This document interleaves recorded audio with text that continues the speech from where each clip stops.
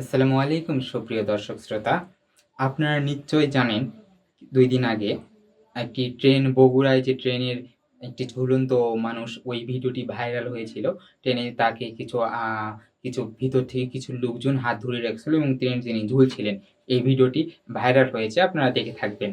তো এই ভিডিওটির মূল কাহিনী কি? এবং অনেকেই মনে করছিল যে তিনি ট্রেনে নিচে যখন চলে গেল তখন তিনি অ্যাকচুয়ালি মারা গেছেন বা দুনিয়াতে আর বেঁচে নেই। তো এই ঘটনাটির মূল কাহিনী কি? এসবই আজকে আমি আপনাদের জানানোর চেষ্টা করব বিস্তারিতভাবে এবং আসল সত্য ঘটনা। তো ঘটনাটি শুরু হয় যখন ওই আগে বলি মতিউর রহমান কে? মতিউর রহমান পেশায় একজন আদম ব্যাপারী বা যিনি বিদেশে লোক পাঠায় সেই কাজ করে থাকেন এবং তিনি বলা হয় যে সজীব নামে একজন ব্যক্তিকে সৌদি আরবে পাঠিয়েছিল। তো বা বিদেশ পাঠিয়েছিল এক কথায়। তো ওই বিদেশ পাঠানোর পর তার কাগজপাতি ঠিক না থাকায় সেই ব্যক্তিটি কাজ পায় না। তো কাজ না পাওয়াতেই তারা ধারণা করছে বা তারা মনে করছে যে সজীবই লোকজন দিয়ে তাকে এই ঘটনাটি স্বীকার করিয়েছে বা এরকম তারা মনে করছে। তো মূল কাহিনীটা কি হয়েছে? মূল ঘটনাটা হইল আপনার ওই ঘটনার দিন যেদিন মতিউর রহমান ঘটনাটি ঘটছিল, সেদিন মতিউর রহমান তার মেয়ের বাড়িতে গেছিল এবং মেয়ের বাড়ি থেকে ফেরার পথে তিনি আসে এবং তাকে দুজন ফলো করে যেমনটা আমরা জানতে পেরেছি ইতিমধ্যে। তো দুজন ফলো করার পর তখন সে বুঝতে পারেনি তাকে ফলো করা হচ্ছে। তখন সে ট্রেনে উঠে পড়ে। এক পর্যায়ে তারা ব্যক্তিরা সেই দুর্বৃত্তকারীরা তাকে মোবাইল চোর উপাধি দেয়। মোবাইল চোর বলে তাকে মারধর করে এবং ট্রেন থেকে এক পর্যায়ে ফেলে দেওয়ার চেষ্টা করে এবং আপনার যেমনটা ভিডিওতে ৩৫ সেকেন্ডের ওই ভিডিওটা দেখছিলেন, হাত দিয়ে বাইরে থেকে ধরে রাখে।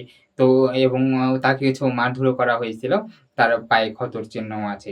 তো বিষয়টা হচ্ছে যখন তিনি ট্রেনে যাচ্ছিলেন তখন তার হাতে ধরেছিলেন। হঠাৎ তিনি ওই ট্রেনে ব্যারিকেডের ধাক্কা লেগে একদম নিচে পড়ে যান এবং তার হাত থেকে সরে যান এবং যে লোকজনগুলো ছিল তারা বলে যে, "তুমি শুয়ে পড়ো।" শুয়ে পড়লে কিচ্ছু হবে না। তিনি শুয়ে পড়েন এবং শুয়ে পড়ার কারণে তার পিঠে এবং এগুলাতে ট্রেনের ওই ইঞ্জিনের বাড়ি লাগে, ট্রেনের বডির বাড়ি লাগে যার কারণে কিছু ক্ষতিগ্রস্ত হয় এবং তারপরেই যে ঘটনার পরিশেষে যে ঘটনাটি হয়েছিল ট্রেন যখন চলে গেল তখন তার স্ত্রী এবং তার ছেলে এসে তাকে সেখান থেকে উদ্ধার করে নিয়ে যায় এবং হাসপাতালে ভর্তি করায় এবং তিনি আশ্চর্যজনক এবং অলৌকিকভাবে তিনি এখনো বেঁচে আছেন ট্রেনের নিচে চাপা পড়ার পরেও। পায়ে ব্যথা লাগে, পায়ে আঘাতপ্রাপ্ত হয় এবং তিনি এখন সুষ্ঠুমতো বাড়িতে আছেন এবং তিনি সেখান থেকে আসার পর একটি মামলাও দায়ের করে পুলিশে এবং দেরি করে পুলিশে তারা মামলা গ্রহণ করেছে এবং এই ঘটনাটি সম্পর্কে আপনার মন্তব্য কি? আপনার মূল্যবান মতামত কমেন্টে জানাবেন। এটা কি পরিকল্পিত? তারা তো মনে করছে পরিকল্পিত ছিল। আপনার মতামত কি হতে পারে? কমেন্টে জানাতে ভুলবেন না। লাইক করবেন, কমেন্ট করবেন এবং শেয়ার করে অন্যকে দেখার সুযোগ করে দিবেন। পরবর্তীতে আবার হাজির হব নতুন কোনো চঞ্চলকর তথ্য নিয়ে। সে পর্যন্ত সবাই ভালো থাকবেন, সুস্থ থাকবেন।